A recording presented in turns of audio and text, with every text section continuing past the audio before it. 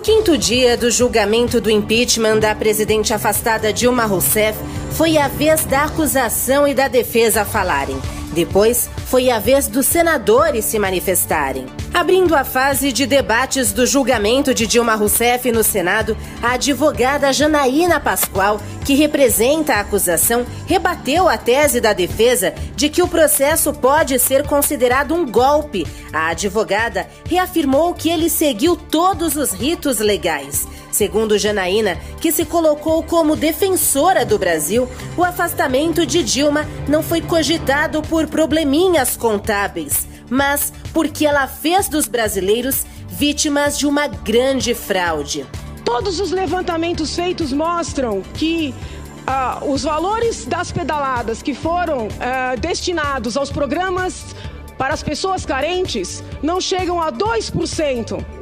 Então, a argumentação que vem sendo aqui utilizada no sentido de que haveria uma espécie de inexigibilidade de conduta diversa por parte da senhora presidente, ela não procede. As pedaladas favoreceram principalmente grandes e médias empresas, favoreceram os ricos. Esse discurso que vem sendo adotado, ele é completamente falacioso. Mas vejam, vossas excelências, como poderia o presidente da Câmara ter nos orientado a fazer essa exordial para, no ato seguinte, cortá-la completamente? Por outro lado, não fosse a decisão do presidente da Câmara, a defesa não teria nenhum argumento a sustentar aqui perante vossas excelências. Porque, por um lado, eles entendem que o presidente da Câmara não tem legitimidade, né? Foi desvio de finalidade. Por outro, aquela decisão primeira, né? Que para mim é uma decisão a título precário, já vou explicar por quê. Aquela decisão primeira, eles se apegam com unhas e dentes. É a decisão mais importante dos autos. Foi a decisão que deu o tom, que circunscreveu, né? Ora, ou bem o homem tem legitimidade, ou bem o homem não tem legitimidade. O que não dá para compreender é que a um só tempo o homem seja a expressão do golpe e o limite da legalidade. Porque é isso que está acontecendo. A advogada pediu desculpas à presidente afastada por ter lhe causado sofrimento e chegou a chorar no fim do discurso. Muito embora eu esteja convicta de que eu estou certa e de que eu estou fazendo certo, mesmo quando eu estou certa, eu reconheço que as minhas atitudes podem gerar sofrimento para as pessoas. E mesmo estando certa, eu peço desculpas.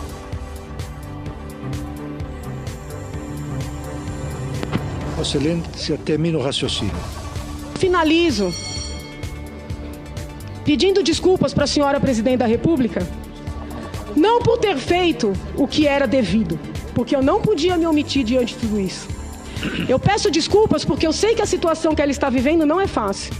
Eu peço desculpas porque eu sei que, muito embora esse não fosse meu objetivo, eu lhe causei sofrimento. E eu peço que ela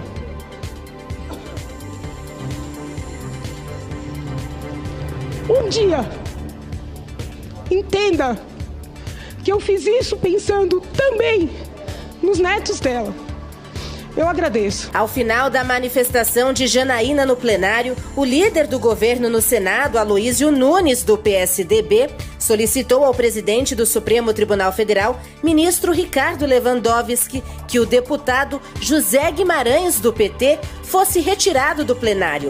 Aloísio disse que ouviu no plenário Guimarães tê-lo chamado de golpista. Estimulam os seus sequazes a se dirigir contra nós nas ruas. Eu não tenho medo de você, nem de vocês. E eu peço ao senhor presidente que, se este senhor não vier a se comportar adequadamente, que o faça retirar do plenário pela polícia do Senado Federal, que é isso que ele merece. Muito bem, silêncio, por gentileza, silêncio. Vamos manter um clima civilizado. Vamos manter o clima civilizado. Eu darei a palavra única, senadora Fátima, por gentileza. Eu darei uma única vez a palavra à senadora Vanessa Graziotin para que faça a réplica e encerramos esse debate. Senador José Aníbal, eu peço a compreensão de Vossa Excelência, senão nós não terminaremos as manifestações da acusação e da defesa. A acusação teve ainda o pronunciamento do advogado Miguel Reale Júnior. Em um discurso inflamado, Reale Júnior disse que a sociedade brasileira foi às ruas não por revanche partidária, mas porque viu que estava havendo descaso. Ele pediu que os senadores punam Dilma e a afastem da vida pública. Lembre-se, nós estamos há 9 meses ou mais tempo vivendo um processo de impeachment sem que tenha sido sofrido um risco o processo democrático nesse país, sem que uma pessoa sequer tenha tido uma limitação nos seus direitos políticos e individuais. Depois das manifestações da acusação, foi a vez da defesa da presidente afastada se pronunciar. José Eduardo Cardoso disse que todos os atos em que Dilma Rousseff é acusada foram feitos na lei vigente e que foram praticados nos governos anteriores. Todos os outros governos fizeram. Não me digam que não fizeram, só ver. Fernando Henrique Cardoso baixou decretos idênticos a este. Lula baixou. Aquilo que chamam de atrasos das subvenções aconteceu em todos os governos. E aí vão se criando pretextos para se justificar.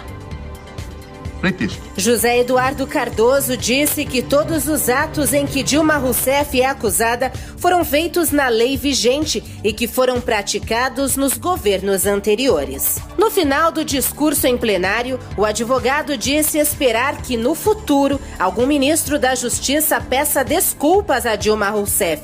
Cardoso chorou ao deixar o plenário. Quem tem que distorcer provas é porque não tem provas a seu favor. Essa é uma verdade da vida forense permanente. Subitamente se constrói uma tese. Onde? No Tribunal de Contas da União. Por quem? Pelo procurador aqui tido como suspeito pelo presidente do Supremo Tribunal Federal. Suspeito por quê? Porque era um militante. Porque atuava nas redes sociais chamando atos contra Dilma Rousseff. Esse era o homem isento. O jurista que criou a tese. Criou a tese, perdão, não sozinho, mas com um auditor. Um auditor daqui veio e confessa: eu ajudei o doutor Júlio Marcelo a fazer a representação, até nenhum problema. Só que depois, contra as regras do Tribunal de Contas da União, esta representação foi mandada para quem? Para ele, para o auditor. Mas não bastasse tudo isso, a meta não foi ferida. Sabe por quê, senhores? Porque a meta é anual. E ontem, eu vi agora há pouco a própria acusação falando que a meta é anual. Anual tem só um sentido. É anual, não tem outro. Após o debate entre os advogados, teve início a fase de manifestação dos senadores sobre o processo. Cada um teve até 10 minutos para discursar. De acordo com a votação do Senado, ela não se torna inelegível. O que significa isso? Significa que ela poderá concorrer, por exemplo, nas próximas eleições. Isso de acordo com essa votação do Senado. Mas o que não a fará voltar à presidência. Ela realmente vai ser retirada do cargo. Eliana, me explica um pouquinho o que você estava falando, porque o que eu entendo é, se você, no caso do Collor, até disse assim, ela teve mais benefícios que o Collor, que não passou por esse processo, que chegou a renunciar, porque o Collor se tornou inelegível por 8 anos na época. Exatamente por efeito de sentença condenatória com trânsito em julgado, cujo efeito da sentença condenatória é a perda dos direitos políticos. Quando você diz sentença condenatória, isso não tem nada a ver com o Congresso, não tem nada a ver com o Senado, não. É com a Justiça Comum. Com a Justiça Comum, ela será processada pelo Supremo Tribunal Federal, porque o crime ocorreu enquanto ela era presidente da República, e nesse passo, o Supremo pode condená-la ou absolvê-la. Se condená-la, é efeito de condenação a perda dos direitos políticos por 8 anos. Então, mas por enquanto não. Por enquanto ela não perde, porque o Senado... Por enquanto ela não perde até que saia uma sentença condenatória com trânsito julgado.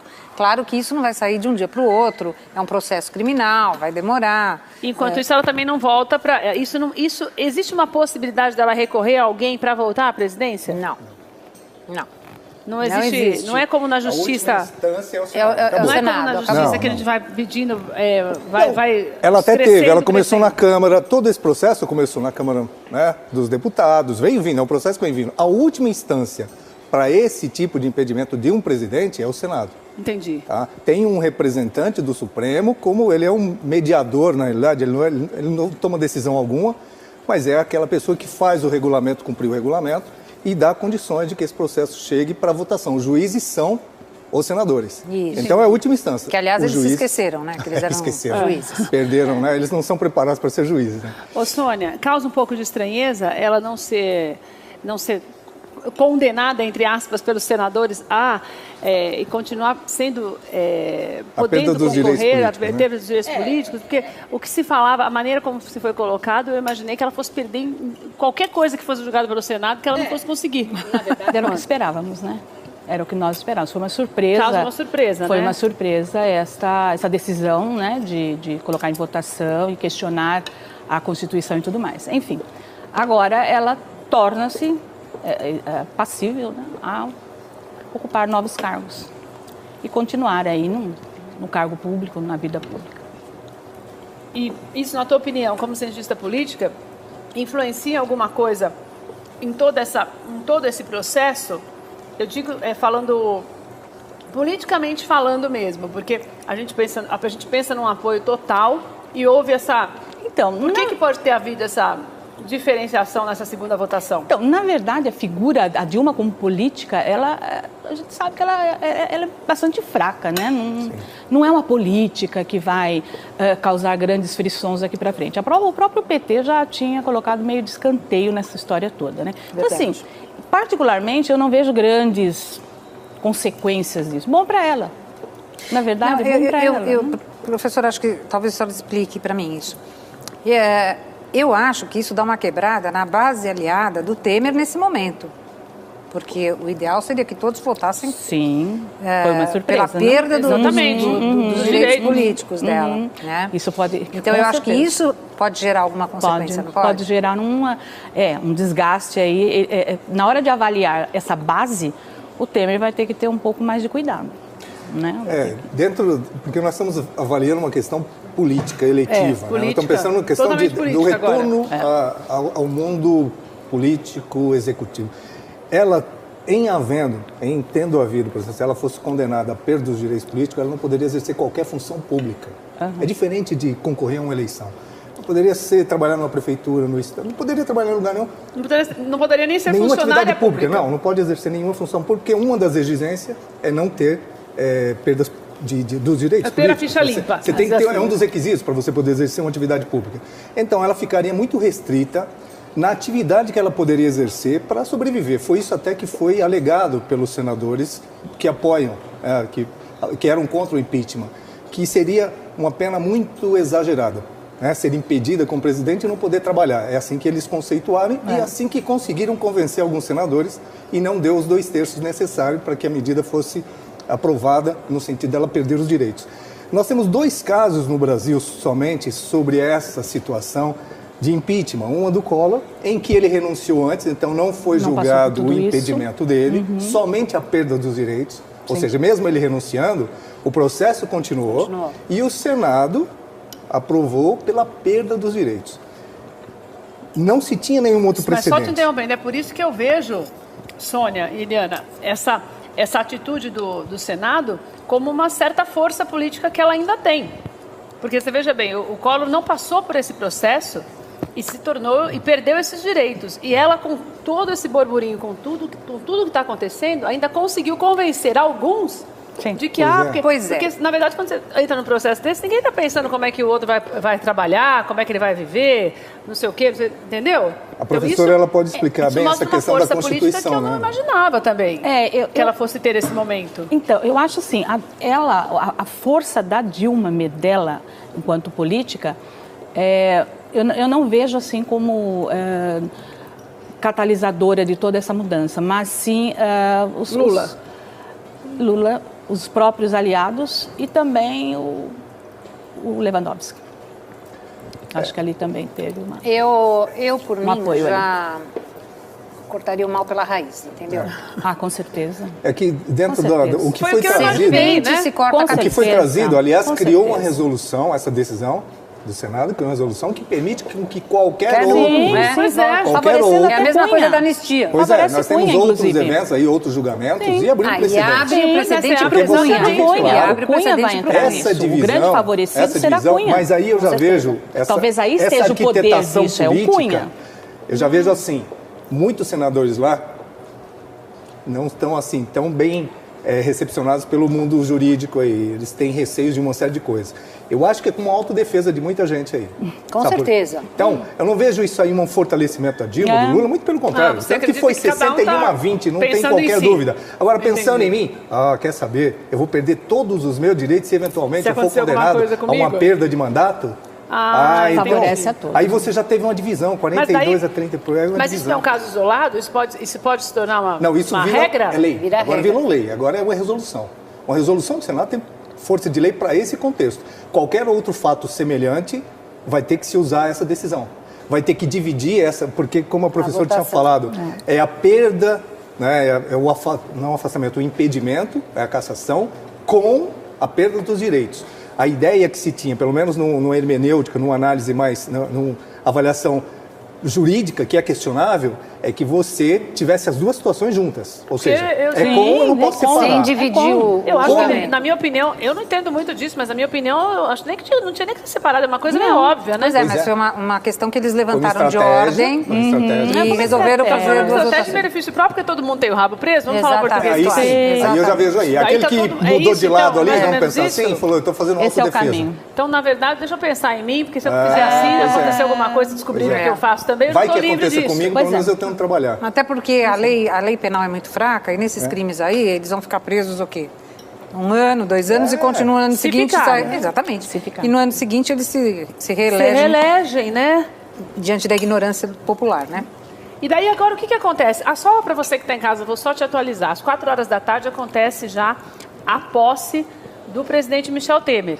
Lá no Senado mesmo, vai ser uma cerimônia daqui a pouquinho, né? Na verdade, são 20 para as 2, 20 para as 3, 2h42, às 4 horas da tarde. O povo é rapidinho para isso. Aí você pode demorar 200 anos para aprovar uma emenda ou um projeto de lei para qualquer coisa que for para o povo. Mas pode ter certeza que para eles é sempre mentira. Não, verdade. Demora porque ele precisa ir para a China. E outra coisa, demora tanto para tudo. É impressionante como cada um puxa a sardinha para o seu lado.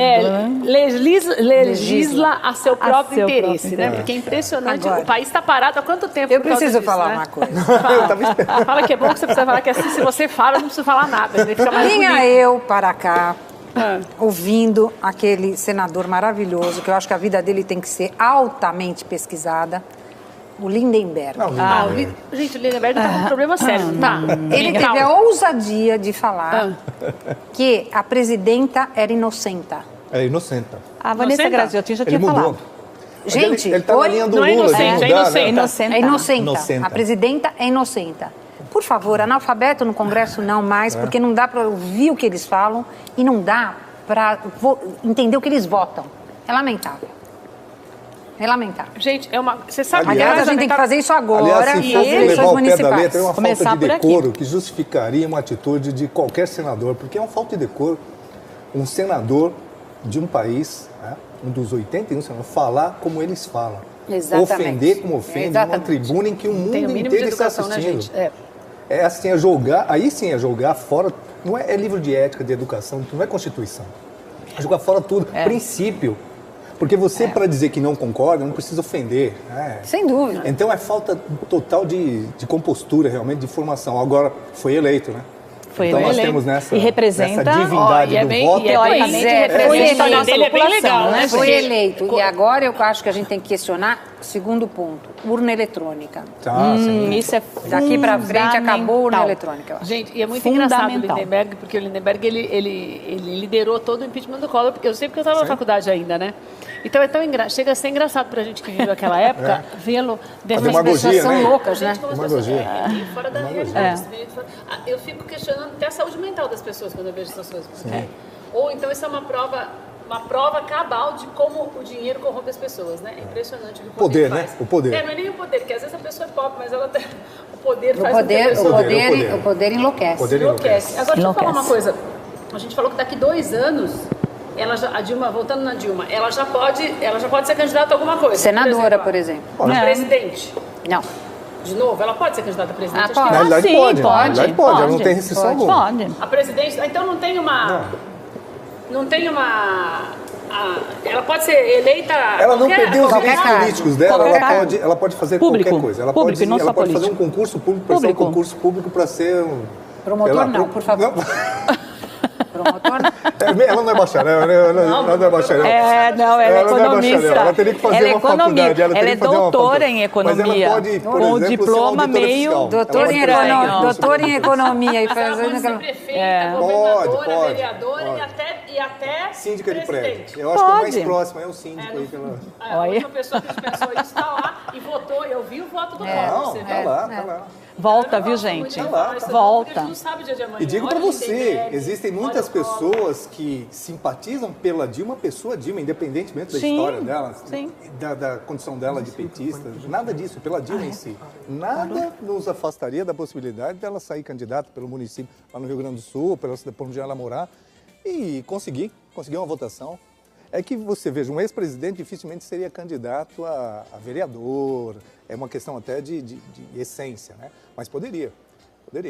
Agora, uma questão que eu gostaria até de solucionar, porque eu tenho dúvida, ela deixou de ser presidente. Ela tem direito, porque ela foi cassada. Todo ex-presidente, terminado o seu mandato, ele tem direitos que... Mas ela tem, que eu já estou sabendo aqui. Ela tem ou não? Olha aí. Tem. Ela tem direito a 8, acabou de falar. Olha aí. Tem direito a 8 cargos, que inclui segurança. O Collor mantém. Vocês me desculpem, mas eu entendo que não tenha. 8 servidores, Li. Não deveria ter, porque ela perdeu o cargo mas ela político. tem. Se ela segurança tiver, de apoio pessoal, assessoria, motorista salários de 3 e 2 carros oficiais. Então. Mas eu acho que tudo poderia ter, né, gente? A pessoa se tudo isso, como é que ela exatamente, tem tudo isso, se tudo isso permanecer, também é hora da gente ver onde é que está parando o nosso dinheiro público, mais uma vez, está indo pelo ralo. Mais de 500 mil não é reais ex-presidente, ela é impedida. Ela não é ex-presidente. Ela não acabou nem o mandato. A lei fala em ter cumprido o mandato de forma permanente. É aí que é a minha dúvida, né, jurídica. Agora, precisa ver se isso também não foi autorizado pelos... Não dá. Não é autorizado pelo Senado isso? Não é definido por eles, é lei? Aí já é outra questão. Não, eu acho que tem que entrar com mandato de segurança, tem que ser cassado no Supremo Tribunal Federal. Corte-se tudo que em tese ela teria direito como ex-presidente. Ela cumpriu o mandato? Ela não é ex-presidente. Ela cumpriu o mandato? Ela foi até o final do mandato? Ela teve permanente aquele período?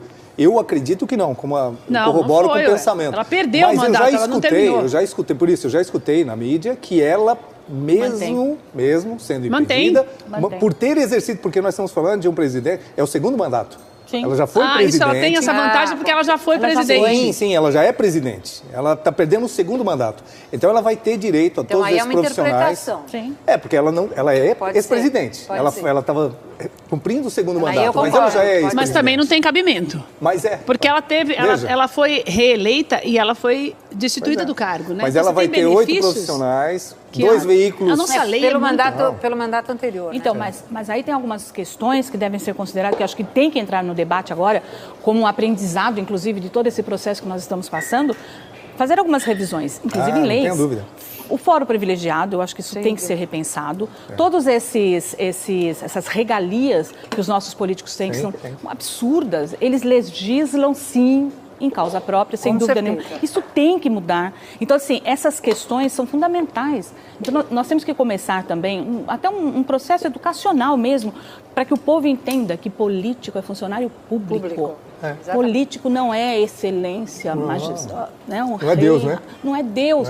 O nosso povo, o nosso povão mesmo, eles veem essas pessoas como deuses, como semideuses. E idolatram, né? Idolatram. Vocês querem que eu conte mais uma coisa pra vocês? Ou já tá bom? Quer que eu conte? Atualiza. Você vai estragar meu almoço, mas vai lá. É o seguinte. Eu já terminei. Então ela tem que ir embora pra casa, certo? Tem. Tem que fazer as malas e ir embora pra casa. Daí ela vai. Ela tem 30 dias pra sair do... Pra arrumar tudo bonitinho. Ser despejada. Não sei se ela vai mandar as coisas lá pra chácara ou se ela vai, sei lá. Talvez tenha. Ela vai com o avião da Força Aérea. Pois é. Com gente pra ajudar. para fazer o transporte. A União custeia todas as despesas. A União, nós, né? Nós vamos pagar todas as despesas, entendeu? Sim. E daí também, isso daí é indiscutível. Já tá, tudo que eu estou contando para vocês é que já estão falando. Agora, veja só como essa... Está na lei. Como a lei é interessante. Essa lei é de quando, hein, Li? Só para eu ter uma noção de quando... São muitas, né? São várias. São várias. Não, aí na verdade são decretos. Vai entrando. São leis ordinárias. Vai ela já foi alterada. A última alteração foi em 2008, que foi feita em 2008, atualizando, porque eram 6 profissionais, foram para 8 profissionais, que ficam vitaliciamente então já com o ex-presidente. Aumentou. Então foi Eles passam a vida inteira, o resto da vida. O Fernando Henrique tem isso até hoje. Vitalício, tem. Todo ex-presidente, nós temos 4, 5 agora com ela, tem direito. O Lula também tem, apesar... Independente do processo que você agora, esteja veja só, não tem salário, na justiça, tem também? Não tem salário. Já houve período em que o ex-presidente tinha também salário. Hoje não tem salário, mas tem toda essa mordomia. Agora, como é que você mantém uma mordomia sem salário? Né? Pois é. O seu funcionário vai ganhar mais que você, porque a partir de hoje ela não tem mais remuneração. Qualquer funcionário dela, do motorista, do segurança, do assessor, vai ganhar salário e ela não. Sim. Então, mas vai ganhar o salário que a gente paga, não é? Pois é, o salário é o governo que paga isso aí. Eles são funcionários. Agora, tem outra excrescência, que o presidente escolhe livremente. Ele pode escolher um coronel, por exemplo, para ser um dos seguranças, com o salário que ele tiver. Estou falando assim, um exagero. Entendi. Qualquer profissional do Exército que faça segurança pessoal ali, um profissional da Polícia Federal, qualquer um. Ele vem com aquele... Então, não é o valor que é previsto para aquela função específica de assessor ou de segurança. É a pessoa mais próxima o segurança dela, ganha né? 3 mil, mas um militar do Exército, no posto que ele ocupe, pode ganhar 12, 13, 14, 15. Então, esse valor de 500 mil, que já foi feito o cálculo, dá aproximadamente 500 mil por ex-presidente, pode ser muito maior que isso. Até porque não está consignado aí combustível, troca do carro continuamente. É o mesmo carro que o presidente em exercício usa. Se o presidente em exercício começar a usar o carro mais caro do planeta, o ex-presidente tem direito ao carro mais caro do planeta. É o mesmo tipo de veículo, é a mesma categoria.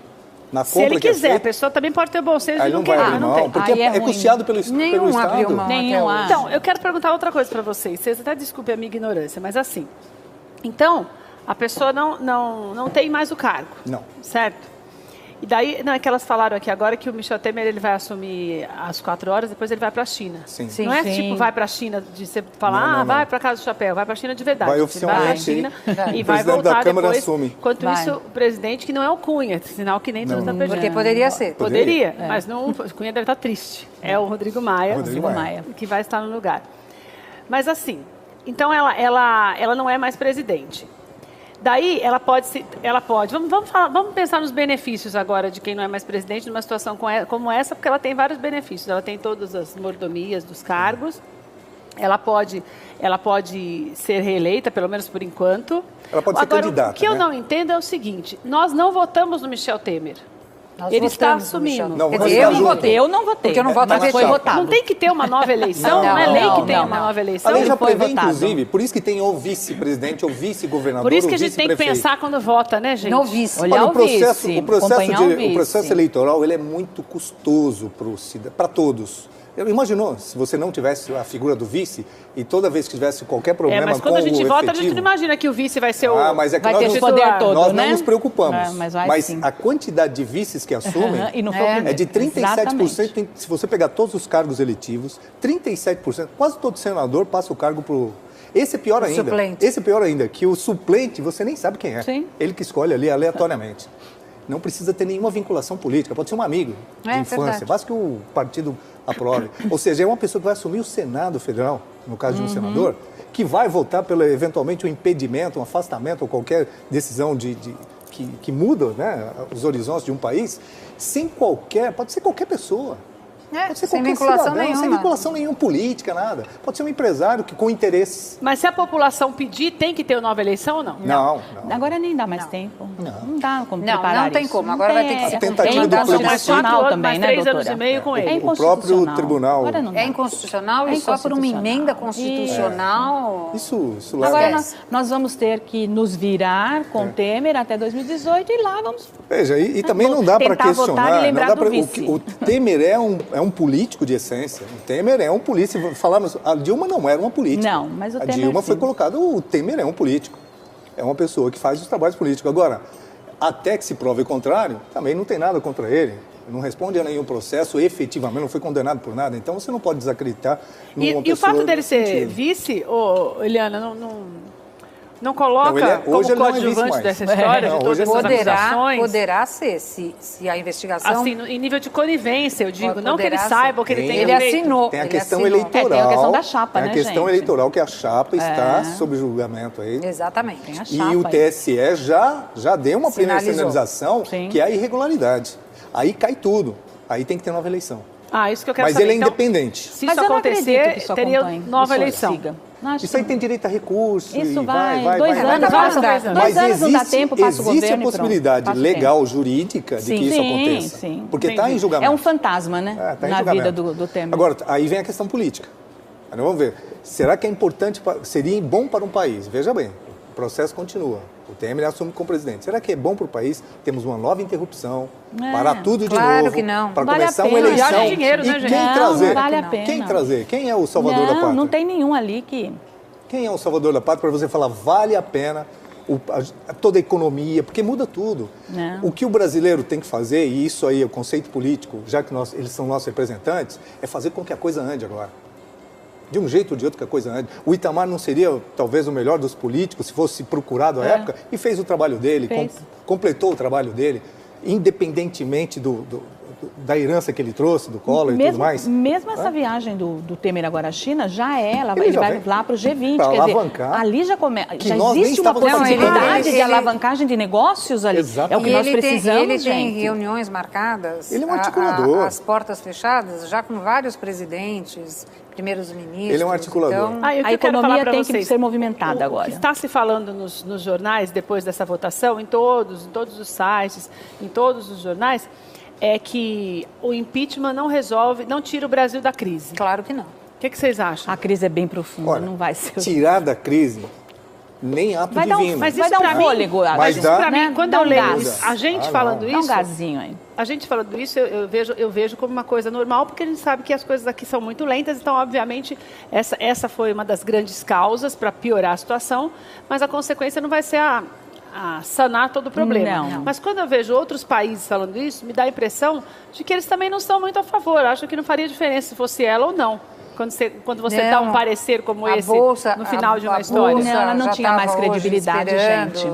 A Dilma não tinha mais credibilidade. Ela não ia atrair mais investimentos. E economia é credibilidade. Esquece. Né? Economia não é dinheiro. Sem credibilidade. Economia não é dinheiro. Não é ter ou não ter. Quem vai colocar dinheiro? Você colocaria o seu dinheiro em algo que você não confia? Não põe. Investidor não vai pôr dinheiro aqui dentro. Não colocaria até então. Você não precisa ter dinheiro, mas se você tiver crédito, você é um consumidor. Veja bem. Isso para o cidadão comum. Eu não tenho dinheiro, mas tenho crédito. Eu tenho consumo. O Brasil estava sem crédito. Sim. Independente de ter dinheiro ou não. Vamos buscar dinheiro, não adianta. Não tem. Dinheiro por si só não resolve. Agora, credibilidade, sim. Agora, países, a imprensa internacional não representa o posicionamento do país que ele está. É a mesma coisa da nossa imprensa falar de algum ato de um candidato a governo, a presidente dos Estados Unidos. O que vai afetar a economia americana se a imprensa brasileira concorda ou não com a Hillary ou com o Trump? Então, isso é besteira. E demais, nós precisamos dar um tempo. A coisa tem que continuar. Nós precisamos dar um tempo para ver. Todos contavam com essa decisão que houve hoje. Não com esse escalonamento, assim, mas com a decisão, mas com o impeachment, sim. Agora, vamos ver. Se todo mundo queria isso, se a população, todo mundo assim, na sua maioria, né? 70%. Absoluto não existe, mas se na sua maioria existe essa propensão, a ideia é de que vai melhorar. Porque você vai fazer tudo para melhorar. Para piorar, se você faz uma mudança dessa, você imagina que vai melhorar, né, gente? Pelo amor de Deus, não é essa a ideia? Não, a ideia é... E eu acho que é isso mesmo que vai acontecer. Sim, vai alavancar. Independentemente da figura do Temer, de ser querido ou não ser querido, eu acho que nesse momento é o que temos para hoje, entendeu? É constitucional, é o que a Constituição nos E você tem um apoio também. Você tem um apoio também do Congresso, que isso facilita a vida de qualquer um, né? Porque acaba sendo um novo governo que tem um apoio. Sim, no Congresso. Eu penso muito bem. Agora vamos esquecer essa questão em nível federal e vamos partir para os municípios. O Brasil agora vai viver focado nos municípios. Nós temos eleições agora. Pelo amor de Deus. Esse vai ser o momento, para mim, muito mais crucial para alavancar a economia ou para sacramentar que nós realmente merecemos o que temos. Sim. É a renovação ou o que vai acontecer nas eleições municipais. Porque elas é que fazem, elas é que chegam no povo. Se tem um profissional que está mais próximo do voto popular, da representatividade, é o vereador e o prefeito que estão no município. Alguns senadores causam, pelo menos para mim, causam uma certa estranheza quando um senador como Aécio Neves, por exemplo, Aloysio Nunes, Magno Malta e qual outro que eu tinha falado? Esses 3 me causam uma certa... Fernando Collor, de permitir que ela continue como... Não perca os direitos. Que ela não perca os direitos, né? Que ela continue podendo ter algum cargo público e também ter algum cargo eletivo. Vocês também acham estranho? Porque eu acho meio estranho. Eu acho um absurdo. Eu só ratifico o que eu já falei. Aí é uma autodefesa de muitos... Não, mas você falou fora do ar, pode falar de novo. Eu falei logo no começo por quê? Por que eu disse? Por que essa diferença, né? Por que eles... Você acha que até nisso eles estão pensando cada um por si? Estão pensando no umbigo deles. Não tenho dúvida de que é uma autodefesa. Muitos respondem processo, muitos vão responder processo. O clamor era pelo impedimento, pelo impeachment, todo o clamor. Agora, sai o clamor, volta a Lava Jato, ela estava aqui, volta, opa, muita gente perde foro privilegiado e perde o foco privilegiado. Nós já temos aí ex-presidente respondendo. Mas isso não queima o filme, não? Falando assim de uma maneira bem político, brasileira? Ele vai sempre justificar, coitada da Dilma, ela já teve uma punição, que é deixar de ser presidente. Vamos também tirar a oportunidade dela trabalhar? Ela sempre trabalhou na atividade pública. Mas, Coronel, sabe o que eles vão alegar? Eles vão alegar o seguinte, não, mas ainda tem um processo no Supremo, pode ser efeito de condenação. Vão jogar para ficha limpa, por exemplo, eventualmente, que não, mais para frente você vai ver que ela vai perder direito de ser candidata, mas não perde a condição de ser uma funcionária, uma servidora pública. O grande eixo daí, uma coisa é ficha limpa, é só para eleição. Não, ministra. Pode ser ministra. Mas pode ser qualquer cargo de comissão. Ela pode assumir cargo de comissão. Mas candidato eletivos, na ficha limpa, ela perde. Para finalizar, demora muito para que esse processo realmente chegue ao final, até essa segunda parte mesmo da possibilidade dela continuar sendo elegível? Se for intentado mandado de segurança, e eu acho que até a Janaína Pascoal, o próprio professor Miguel Reale poderão fazê-lo, questionando a legalidade disso, não. Porque aí sai uma liminar e depois se julga o mérito. Demora um pouquinho, mas é muito mais rápido. Agora, se nós formos esperar ela ser condenada, é uma possibilidade, criminalmente, para que ela perca, né, os direitos políticos, aí nós vamos chorar na rampa. Não vai ter jeito. Eliana, obrigada pela tua participação. Eu que agradeço, querida. Sempre bom. Obrigada por você estar aqui com a gente. A Eliana Passarelli tem um Instagram também que tem muitas frases que deixam a gente ficar menos desanimado. Quando você está muito desanimado, você dá uma olhada lá, principalmente de madrugada. Então já desanima total. Não, para você pensar. Eliana Passarelli é o Instagram dela. Professora, muito obrigada. Obrigada. O que você acha? Que foi uma maneira também de passar a bola para outro departamento? Com certeza, né? Com certeza agora vai ficar na mão do Supremo resolver e solucionar. Aí você tinha me feito uma pergunta.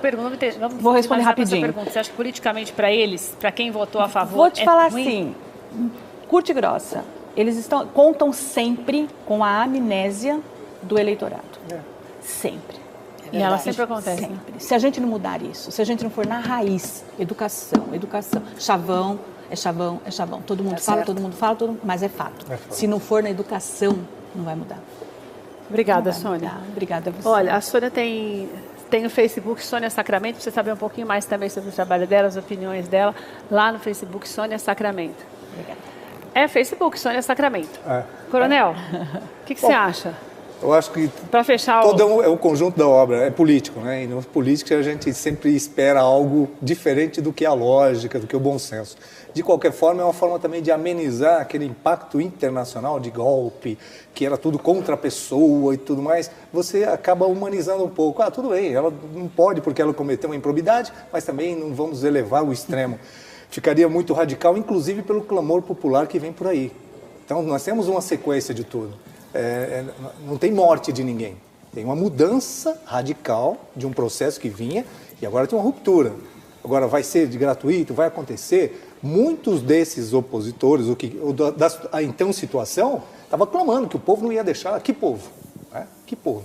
Então existia uma série de conceitos que a gente, num primeiro momento, não entende. Mas talvez depois de um tempo você comece a assimilar. Talvez tenha sido até mais humanizado, mais interessante para a história, para que a gente possa continuar. Para que a gente não fique naquela coisa, não, ser extremamente radical. Todo radicalismo, ele merece uma certa dose de observação. Não adianta, a gente tem que ser um pouquinho equilibrado. Dentro de um equilíbrio, eu acredito que o que todo mundo queria era um afastamento, era alguma coisa que pudesse mudar o país. Agora, a pessoa física, Dilma, pouco importa para o Brasil, deixa ela dar continuidade. E se o povo, aqueles que acharem que ela ainda merece alguma atividade pública, Deixa para lá, o Collor está aí. Nós temos vários exemplos. Então não pode ser dilmanizar a vida. Deixa aí, deixa Dilma. Obrigada, Coronel. É um sempre prazer. E eu só quero finalizar o nosso debate. Eu sempre procuro deixar para você algo que a gente aprende todos os dias quando a gente serve ao Senhor. Toda mudança, ela sempre nos causa um pouco de dor. Por quê? Porque a mudança ela é difícil para todos nós, mesmo quando é uma mudança que Deus permite para que seja para melhor. E você aprende nessa mudança. O mais importante é que nós tenhamos a esperança e a alegria mesmo de saber que cada um tem feito a sua parte para que esse país seja um país melhor. O que nós esperamos é que quem vem também faça isso, né? E para a gente se manter mesmo alegre debaixo da palavra do Senhor. E isso não tem nada a ver com religião, tem a ver com a fé de que nós podemos juntos fazer um Brasil melhor. Na tua casa, muitas vezes você não se preocupa com o país. Você fala, isso aí não adianta, eu não vou mudar. Daí você transfere isso, essa negatividade, essa falta de fé para a tua vida. Então você acha que você não pode mudar a situação na sua casa, você acha que você não pode mudar a situação no teu trabalho, você acha que você não pode mudar a tua vida sentimental. E o Senhor, Ele nos dá todas as armas todos os dias para que a gente aprenda a transformar e passar por esse deserto, passar pelos problemas com a alegria do Senhor que nos fortalece. Não é você ficar rindo à toa da desgraça, porque estou passando por uma situação ruim. Não, é você saber que aquela situação ela é permitida pelo Senhor para que você cresça.